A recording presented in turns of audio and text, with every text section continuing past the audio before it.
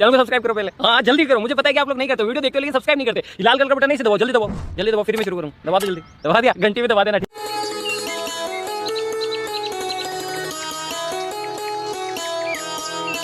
एक गांव में कालिया, गोपी और जग्गू नाम के 3 आवारा और बेवकूफ युवक रहते थे। उन तीनों की आपस में गहरी दोस्ती थी। तीनों गांव में आवारा घूमते फिरते रहते थे। एक दिन वो तीनों गांव में बने हुए छोटे से खोखे पर चाय पी रहे थे कि तभी दुकानदार ने उनसे कहा, ये आज तुम तीनों की आखिरी चाय है। तुम तीनों ने 6 महीने से अभी तक उधारी नहीं चुकाई। अरे तो क्या हुआ, हम कहीं भागे थोड़ी जा रहे हैं, दे देंगे तेरे पैसे, इतना बड़बड़ा क्यों रहा बे? ये सुनते हुए मुझे पूरे 3 महीने हो गए। अबे तो 3 महीने और सुन ले, हम तीनों को जल्दी काम धंधा मिल जाएगा, समझा? पहली तनख्वाह से तेरे पैसे तेरे मुंह पर मार देंगे। गोपी की बात सुनकर दुकानदार का गुस्सा 7वें आसमान पर पहुंच गया। एक तो तुम तीनों ने 6 महीने से उधार का पैसा नहीं दिया, ऊपर से मुझसे जबान भी लड़ा रहे हो। तुम तीनों को शर्म बची है कि नहीं? अबे काहे की शर्म? जिसने करी शर्म उसके फूटे कर्म। कितने पैसे हुए तेरे? आज के पैसे मिलाकर पूरे 4000 रुपए। धौंस तो ऐसे दिखा रहा है जैसे 4 लाख रुपए हो गए हो। पहले अपनी औकात से 400 की करी लो। तुम तीनों एक नंबर के निठल्ले और आवारा हो। मुझे 3 दिन के अंदर अपनी सारी उधारी चाहिए। अबे पागल हो गया क्या है? 3 दिन के अंदर हम तेरे पैसे कहां से लाके देंगे बे? कहीं से भी ला कर दो। 3 दिन के अंदर मेरे पैसे मेरे पास नहीं पहुंचे तो मैं तुम्हारी शिकायत गांव के मुखिया से करूंगा और तुम्हारे घर के अंदर जाकर तगादा करूंगा। तब कहीं जाकर तुम्हारी अक्ल ठिकाने आएगी। दुकानदार की बात पर कालिया आग बबूला होकर बोला, क्या बोला तू? अबे जरा से पैसों के लिए हमारे घर में घुसकर हमसे तगादा करेगा? ऐसा करके तो देख, मार मार के तेरे शरीर में भूसना भर दिया ना, फिर क्या दियो। तभी अचानक वहाँ पर गांव का मुखिया आ गया। उन चारों को आपस में झगड़ते देख मुखिया कड़क कर आवाज में बोला, क्या हुआ, तुम चारों आपस में झगड़ा क्यों कर रहे हो बे? देखिए मुखिया जी, एक तो इन तीनों ने 6 महीने से चाय का एक पैसा भी नहीं दिया और जब मैंने इनसे पैसे मांगे तो उल्टा मुझसे बदतमीजी करने लगे। मुखिया जी, हमने इससे बोला था कि हम इसके पैसे जल्द से जल्द लौटा देंगे, मगर ये घर में घुसकर तगादा करने की धमकी दे रहा है। सही तो कह रहा है वो। हमें थोड़ा सा वक्त चाहिए मुखिया जी। ये हमसे बोल रहा है कि 3 दिन के अंदर पैसे चाहिए। भला हम 3 दिन के अंदर पैसे कहां से ला कर देंगे? इसकी चाय तो तुम खूब मजे से और चटकारे ले लेकर पीते हो बे, और पैसे देने के नाम पर बोल रहे हो कि कहां से ला कर देंगे। तुम तीनों के अंदर शर्म नाम की कोई चीज है या नहीं? इतने हट्टे कट्टे नौजवान होकर तुम चाय तक के पैसे नहीं दे पा रहे? शर्म आनी चाहिए तुम तीनों को। मुखिया जी, मुझे मेरे इनसे पैसे दिलवा दीजिए। तुम तीनों ध्यान से सुनो, 1 हफ्ते के अंदर अंदर इसके पैसे लौटा देना, वरना मुझसे बुरा कोई नहीं होगा। अब निकलो यहाँ से। वो तीनों वहाँ से चले जाते हैं और एक पेड़ के नीचे बैठकर सोचने लगते हैं। अबे यार, बुरे फंस गए यार। अब 4000 रुपए 1 हफ्ते में कहां से ला कर देंगे वे? अबे चिंता मत कर, कहीं से इंतजाम कर लेंगे। कहां से इंतजाम करेंगे? मेहनत मजदूरी करना हम जानते नहीं, पैसे कहां से आएंगे? ऊपर से मुखिया भी हमको धमकी देकर चला गया। तभी वहाँ एक भिखारी आकर उनसे भीख मांगने लगता है। भगवान के नाम से कुछ दे दो बेटा।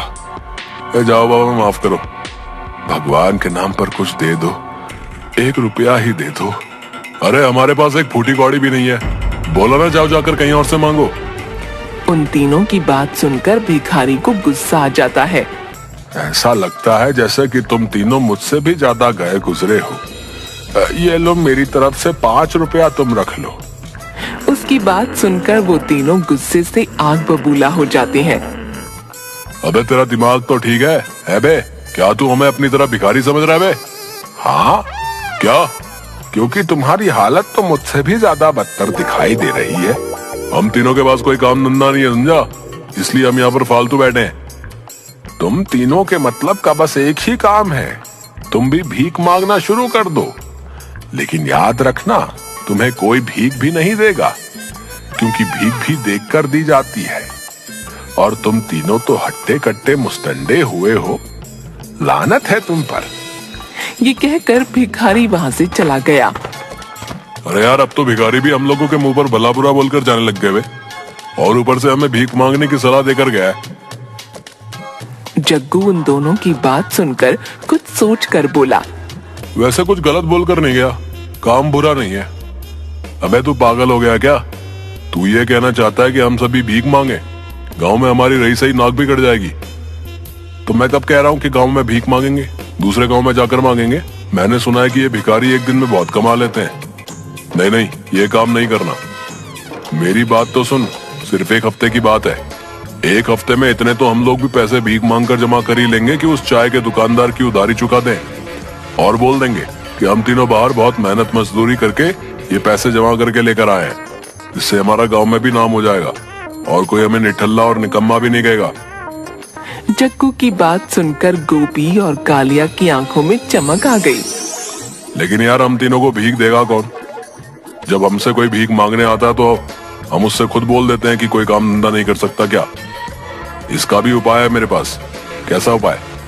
हम तीनों को बस थोड़ी सी एक्टिंग करनी पड़ेगी। हम तीनों में से एक अंधा, एक बहरा, एक गूंगा बन जाएगा।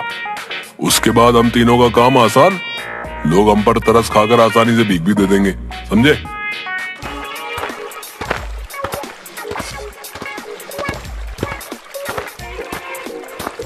वो तीनों दूसरे गांव पहुंच गए। कालिया गूंगा, गोपी अंधा और जग्गू बहरा बन जाता है। उस गांव में एक व्यक्ति एक दुकान पर खड़ा होकर समोसे खा रहा होता है। हम तीनों एक साथ जाएंगे तो हो सकता है कि हम पर शक हो जाए। सबसे पहले मैं जाता हूँ। कालिया उस व्यक्ति के पास जाकर गूंगे की एक्टिंग करके भीख मांगने लगा, मगर उस व्यक्ति के पास जाकर कालिया ये भूल गया कि उसे गूंगा बनकर भीख मांगनी थी। भगवान के नाम पर कुछ दे दो बाबा, मैं जन्मजात गूंगा हूँ। कालिया की बात सुनकर वो व्यक्ति बुरी तरह से चौंक गया। अबे जब तू जन्मजात गूंगा है तो फिर बोल कैसे रहा है? कालिया को अचानक ध्यान आया कि उसे तो गूंगे की एक्टिंग करनी थी, और फिर वो अचानक से गूंगे की एक्टिंग करने लगा। जबा जबा चबा। कालिया को देखकर वो व्यक्ति समझ गया कि ये इंसान झूठा है। अबे पागल समझा क्या? साले अट्टा कट्टा होकर गूंगा बन के भीख मांग रहा है वे? मारो भाई, सब इसको मारो। इतना कहकर वो कालिया को बुरी तरह से पीटने लगा, और आसपास के लोगों ने भी कालिया पर हाथ सेंक दिए। कालिया दर्द से कराहता हुआ अपने दोस्तों के पास चला गया। अबे उन लोगों ने मुझे बहुत मारा बे, पीट पीट कर मेरा बुरा हाल कर दिया। अबे बेवकूफ, तुझे गूंगा बनना था। तूने कभी सुना है कि ये गूंगा ये बोल रहा है कि मैं जन्मजात गूंगा हूँ? तू तो कड़ी का एक्टर है। अब देख, मैं जाता हूँ, सीखना मुझसे कुछ। देख उससे कैसे पैसे ऐड कर लेके आता हूँ, देख। इतना कहकर गोपी उसी व्यक्ति के पास चला गया। भगवान के नाम पे कुछ दे दे बाबा इस अंधे को। मेरे घर में मेरी बीवी और बच्चे 2 दिन से भूखे हैं। उस व्यक्ति को गोपी को देखकर बड़ा तरस आया। वो अपनी जेब से 100 का नोट निकालकर गोपी को देखकर बोला, कहाँ रहते हो तुम? पहले तो तुम्हें इस गांव में कभी नहीं देखा। मैं यहीं पास के गांव में ही रहता हूँ बाबूजी। क्या तुम पैदाइशी अंधे हो? नहीं बाबूजी, कुछ वक्त पहले मजदूरी करते समय दीवार मेरे ऊपर गिर गई। मेरे पास इलाज कराने के लिए पैसे नहीं थे और मेरी आंखें चली गईं। तुम घबराओ मत, अगर तुम्हें और भी पैसों की जरूरत हो तो तुम मुझसे मिल लेना। लेकिन मैं आपसे कैसे मिल सकता हूँ बाबूजी? मैं तो देख ही नहीं सकता। मेरा नाम रामू है, मैं यहाँ का मुखिया हूँ। तुम किसी से भी बोल देना कि मुझे गांव के मुखिया से मिलना है, वो तुम्हें आसानी से मेरे पास पहुंचा देगा। अचानक गोपी ने देखा कि उस दुकान पर एक बड़ा सा सांप बैठा हुआ था, जो धीरे धीरे करके गोपी और मुखिया की ओर बढ़ रहा था। गोपी चिल्लाता हुआ बोला, सांप सांप सांप, अरे भागो सब यहाँ से, यहाँ पर एक बड़ा सा सांप है। गोपी की बात सुनकर दुकान में हड़बड़ी मच गई। लोगों ने तुरंत उस सांप को पकड़कर मार दिया। तुम्हारा बहुत बहुत शुक्रिया भाई, अगर तुम मुझे नहीं बताते तो मेरा यही काम तमाम हो जाता। अचानक मुखिया के दिमाग में एक विचार तेजी से कौंधा। लेकिन तुम तो अंधे हो ना, फिर तुमने सांप को कैसे देख लिया? वो मुझे सांप की आहट सुनाई दे गई। मुझे पता लग जाती है जब सांप आता है। मुखिया गुस्से से आग बबूला हो उठा। झूठ बोलता है साले, अंधा बनकर भीख मांगता है। तुझे शर्म नहीं आती? एक तो वैसे ही अभी पिट कर गया था, अब तेरी बारी है, मारो इसको। इतना कहकर सभी लोग गोपी को मारने के लिए बुरी तरह से जुट गए। गोपी वहां से भागता हुआ अपने दोस्तों के पास पहुंचा।